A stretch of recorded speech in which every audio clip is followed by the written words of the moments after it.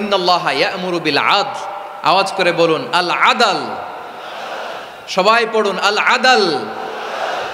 আমরা উর্দু জানি, হিন্দি জানি, অনেকে ইংরেজিও জানি, কিন্তু আরবি শব্দগুলো আমাদের মুখ দিয়ে বেরোতে চায় না। আওয়াজ করে বলুন আল আদাল।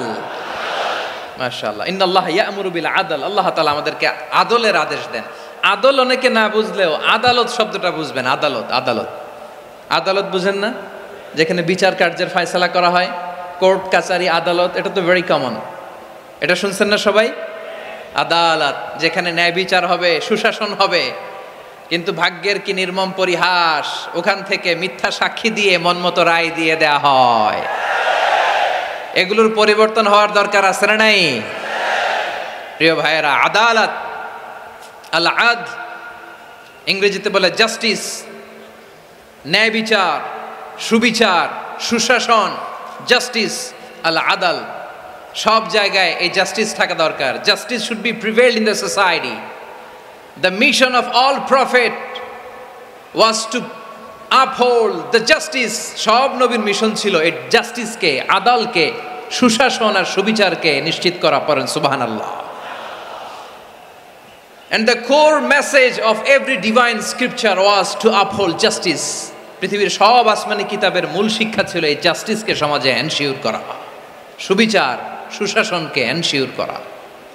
তাহলে প্রিয় ভাইরা, আমরা বুঝতে পারলাম আল আদ শব্দের মানে হচ্ছে ইনসাফ বা সুবিচার বা ন্যায় বিচার। এটা হচ্ছে একটা general meaning, very general meaning.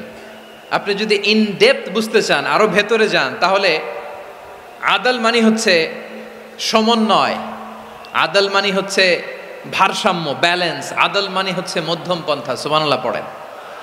কারণ সব সময় সমান সমান হইলেই সুবিচার হয় না। কথা কি বুঝতেছেন? ইসলামের দ্য কনসেপ্ট অফ আদাল, এটা এমন আদাল, এটা সব সময় সমান সমান নয়। যখন সমান সমান দেয়া দরকার, ইসলাম সমান সমান দেয়। যখন ব্যালেন্স করা দরকার, চেক এন্ড ব্যালেন্স, সমন্বয়, ভারসাম্য করা দরকার, তখন ইসলাম ভারসাম্য করে দেয়। এটার নাম আদাল। সুবহানাল্লাহ। সহজ করে আপনাদেরকে বুঝাই। যেমন ধরুন, একটা পরিবারের 3 জন সদস্য, স্বামী, স্ত্রী আর সন্তান। তাদের সকালবেলার ব্রেকফাস্টে স্বামীর, সকালের নাস্তায় স্বামীর 3টা রুটি লাগে, স্ত্রীর 2টা লাগে, আর সন্তানের 1টা রুটি লাগে। এখন আমি যদি সমান সমান করে আদল করতে চাই, সবাইকে যদি 3টা করে রুটি দেই, তাহলে স্বামী বেচারার জন্য ঠিক আছে? কি বলেন? কথা কি বুঝতেছেন না কষ্ট হয়ে যাচ্ছে? যদি সমান সমানের নিয়মে আগাই, তাহলে 3টা করে যদি রুটি দেই, স্বামীর জন্য ওকে, কিন্তু স্ত্রীর জন্য 1টা বেশি হয়ে যায়। আর সন্তানের জন্য কয়টা বেশি হয়? আচ্ছা, এই তো বুঝতেছেন, মাশাআল্লাহ।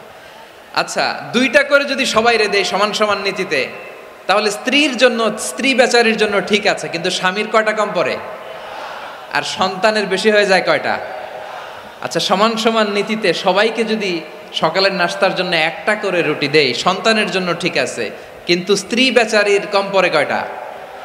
স্বামীর কম পড়ে কয়টা? 2টা। কথা কি বুঝতেছেন? আর আমি যদি স্বামীকে দেই 3টা, স্ত্রীকে দেই 2টা, আর সন্তানকে দেই 1টা, তাহলে কারো অপচয় হবে না। যার যতটুকু দরকার ঠিক ততটুকুই কাজে লাগবে। চিল্লায় বলেন ঠিক কিনা? এটাই হচ্ছে ইসলামের আদাল, যেখানে যার যতটুকু দরকার তাকে সেখানে ঠিক ততটুকু দিয়ে দেওয়ার নামই হচ্ছে আদাল। চিল্লায় পড়েন আল্লাহু আকবার। রব্বুল আলামিন বলেন, ইউসিকুমুল্লাহু ফি আওলাদিকুম লিযযাকারি মিসলু হাযযিল উনসায়াইন। আল্লাহ তোমাদেরকে ওসিয়ত করেন, তোমাদেরকে আদেশ দেন, উত্তরাধিকার সম্পদ যখন বন্টন হবে, ছেলেরা যতটুকু পাবে, মেয়ে পাবে তার অর্ধেক। সুবহানাল্লাহ বলেন।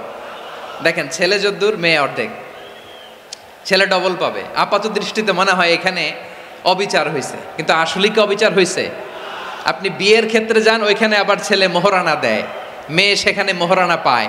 তাহলে চেক এন্ড ব্যালেন্স, ভারসাম্য, ব্যালেন্স, মধ্যম পন্থা এখানে আছে না নাই? এটাই হচ্ছে ইসলামের আদল। আল্লাহ তাআলা এই আদলের আদেশ দিয়েছেন, সুবিচার, ন্যায় বিচার, সুশাসন এবং ভারসাম্যের আদেশ দিয়েছেন।